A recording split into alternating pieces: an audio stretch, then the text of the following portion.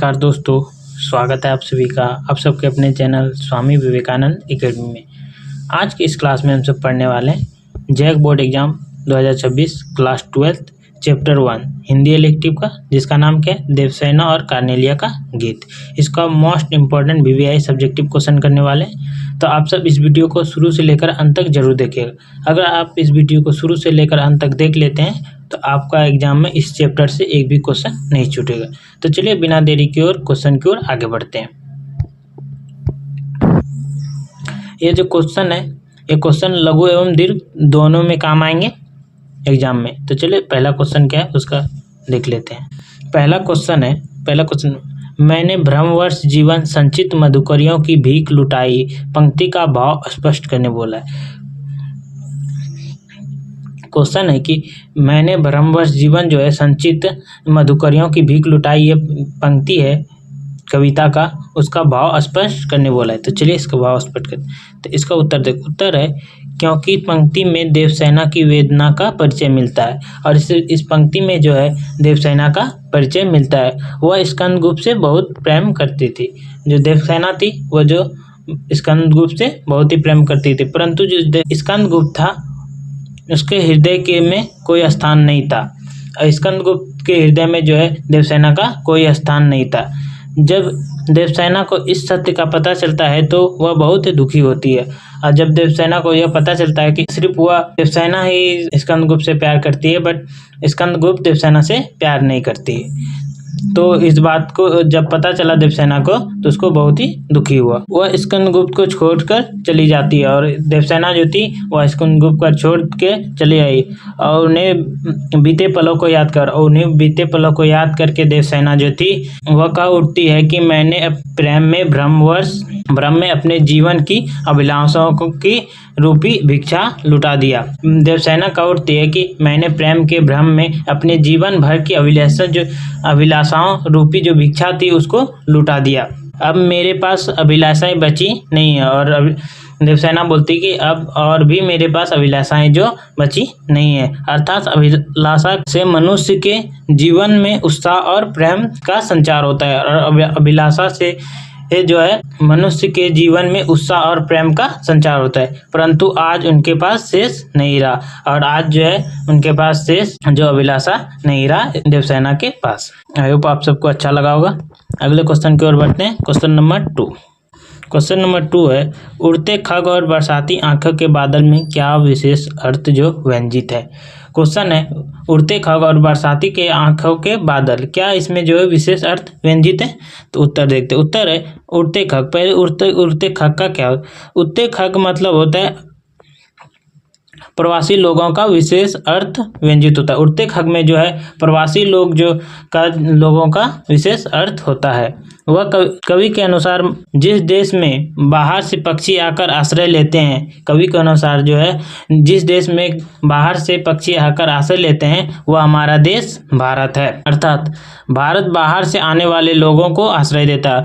अर्थात क्या है कि भारत जो है बाहर से आने वाले लोगों को आश्रय देता है, भारत के लोगों को आश्रय ही नहीं देता। भारत के लोग जो है लोगों आश्रय ही नहीं देता, बल्कि वह यहाँ आके उनसे सुख और शांति भी प्राप्त होता है, और उन्हें जो है सुख शांति भी प्राप्त होता है जब वो भारत आता है। तो यह भारत की विशेषता, और यह जो है भारत की विशेषता है। अब दूसरा क्या था, बरसाती आंखों के बादल। अब इसका अर्थ देख लेते हैं क्या है।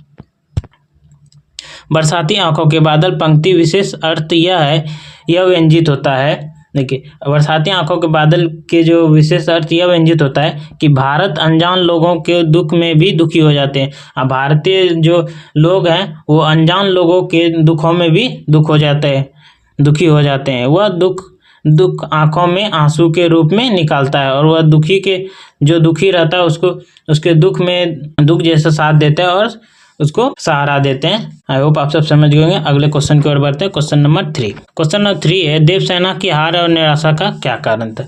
देवसेना का हार और निराशा का क्या कारण था, ये मोस्ट इंपॉर्टेंट क्वेश्चन है।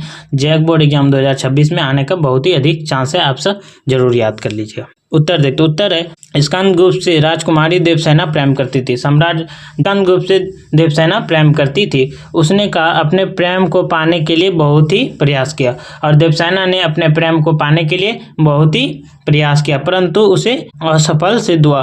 प्रयास किया पाने के लिए, लेकिन उसके सारे जो प्रयास थे वह असफल रहा। यह उनके लिए घोर निराशा का कारण था।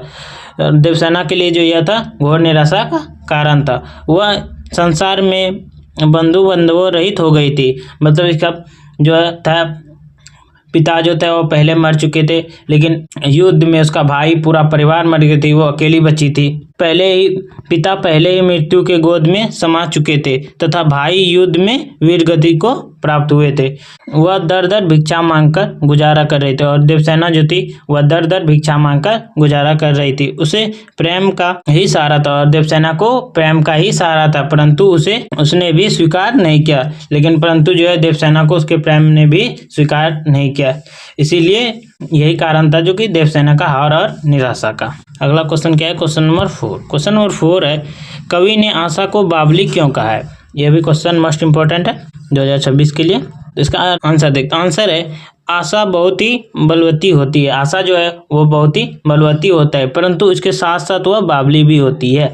आशा जो है वह बहुत बलवती होती है, परंतु इसके साथ साथ वह बहुत ही बावली भी होती है।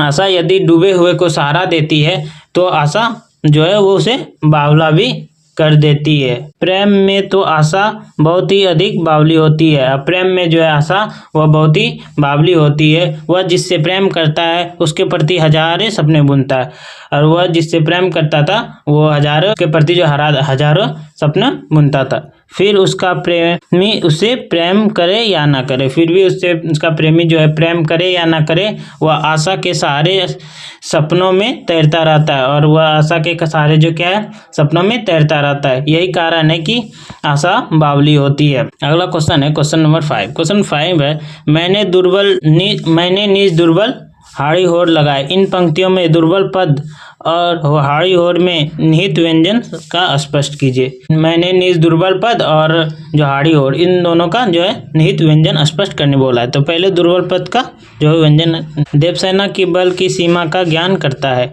देवसेना की बल की सीमा का ज्ञान कराता है, अर्थात देवसेना अपने बल की सीमा को बहुत भली प्रकार से जानती थी। देवसेना जो थी वह अपने बल की जो है सीमा को भली प्रकार से जानती थी। उसे पता है कि वह बहुत दुर्बल है, और देवसेना को पता है कि वह बहुत ही दुर्बल है। इसके बाद भी वह अपने भाग्य से लड़ रही थी, और इसके बाद भी देवसेना अपने भाग्य से लड़ रही थी।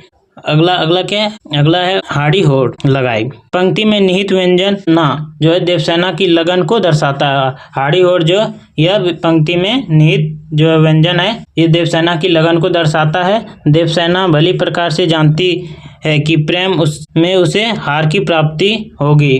देवसेना भली भांति जानती थी कि प्रेम में जो है उसे हार की प्राप्ति होगी, परंतु उसके बाद भी वह पूरी लगन से साथ का सामना करता, वह हार नहीं मानती। और वह देवसेना जो थी वह इसके बाद भी पूरे लगन के साथ हार का सामना करती है, और वह हार नहीं मानती। अगला क्वेश्चन है क्वेश्चन नंबर 6। कार्नेलिया का गीत कविता में प्रसाद ने भारत की किन विशेषताओं का संकेत किया है? यह क्वेश्चन 2026 के लिए मोस्ट इंपोर्टेंट है, ये भी याद कर लें। इसका आंसर है, प्रसाद जी ने भारत की इन विशेषताओं की ओर संकेत किया है। पहला है, भारत पर सूर्य की किरण सबसे पहले पहुंचती है। दूसरा है, यहाँ पर किसी अपरिचित व्यक्ति को भी घर में प्रेम पूर्वक रखा जाता है। भारत में जो है किसी भी जिसको अनजान व्यक्ति को भी प्रेम पूर्वक रखा जाता है घर में। तीसरा है, यहाँ प्राकृतिक सौंदर्य अद्भुत और अद्वितीय है, और भारत में जो प्राकृतिक सौंदर्य है वह बहुत ही अद्भुत है और अविश्वसनीय है। आगे क्या? आगे है चौथा पॉइंट, यहाँ के लोग दया, करुणा और सहानुभूति भावनाओं से भरे हुए, और भारत के जो लोग हैं वो दया है, उसमें दया है, करुणा है, सहानुभूति और भावनाओं से भरा हुआ है। पांचवा पॉइंट है, भारत की संस्कृति महान है। भारत की जो संस्कृति है वह महान है। इन सभी चीजों का जो है प्रसाद जी ने। अगला क्वेश्चन है क्वेश्चन नंबर 7। जहाँ पहुंचा अनजान क्षितिज को मिलता एक सहारा। पंक्ति का आशय स्पष्ट कीजिए। ये जो पंक्ति है, जहाँ पहुंचा अनजान क्षितिज को मिलता है एक सहारा। इस पंक्ति का जो है भाव स्पष्ट करने बोला है। चलिए उत्तर देखते हैं। इसका तात्पर्य है कि भारत जैसे देश में अजनबी लोगों को भी आश्रय मिल जाता है। इसका अर्थ क्या है कि भारत जैसे देशों में अजनबी लोग जो थे उसको भी आश्रय मिल जाता है, रहने का घर मिल जाता है। जिनका कोई आश्रय नहीं होता है, जिनका जी कि कोई आश्रय नहीं होता है। कवि ने भारत की विशालतम का वर्णन किया, और कवि ने जो भारत की विशालता का वर्णन किया है उसके अनुसार भारत की जो संस्कृति और यहाँ के लोग बहुत ही विशाल हृदय के हैं। कवि के अनुसार जो है भारत की जो संस्कृति और यहाँ के लोग जो है बहुत ही विशाल हृदय के हैं। यहाँ पर पंछियों को ही आसरा नहीं दिया जाता बल्कि बाहर से आए अजनबी लोगों को भी सहारा दिया जाता है। भारत में जो है सिर्फ पंछियों को ही सहारा नहीं दिया जाता बल्कि बाहर से आए अजनबी लोग भी है उसे भी सहारा दिया जाता है। ये वीडियो यहीं तक था। ये थे चैप्टर 1 से हिंदी एलएलटी का मोस्ट इम्पोर्टेंट क्वेश्चन। और आप सबको वीडियो कैसा लगा आप सब कमेंट बॉक्स में बताइएगा। और अगला जो वीडियो है किस चैप्टर पे या किस सब्जेक्ट पे आप सब कमेंट करना ना भूलिएगा। तो चलिए मिलते हैं अगले वीडियो में। जय हिंद जय भारत। ये कुछ जो है यहीं पे ख़त्म हुआ। यही थे मोस्ट इम्पोर्टेंट क्वेश्चन, इससे एग्जाम में बाहर नहीं जाएगा।